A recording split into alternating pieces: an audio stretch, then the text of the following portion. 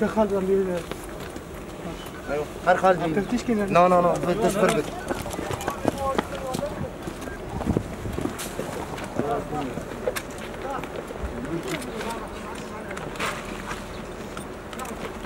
وين درخل؟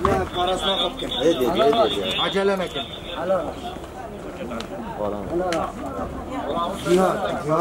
هذا كان آمن شي الفيزة الأول، كنا عوائل قديمة 7 سنين 6 سنين 5 سنين، كنا هذا النقاط ما خلينا حد يجي يسكن معنا، بعدين إجباري جو سكنوهم معانا، تريد ما تريد أو نحرق خيمتك أو نسكنك قوة صدق.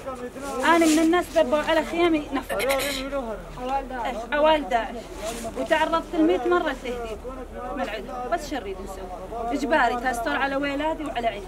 ايش تطلبين من الدولة؟ نطلب انهم يساعدونا، اهم شيء الامان، كل شيء عندنا متوفر الا الامان ما متوفر.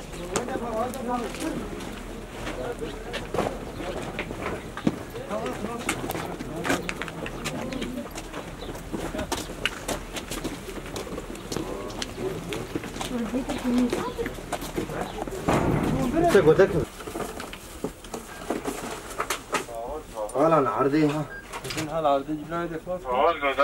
تشتي كسك يجي خرانك ما خرا كيف قاعدين جي. مرة ولا غير تلقى التليفون انا بقول لك خبرت عبد الحميد هذا؟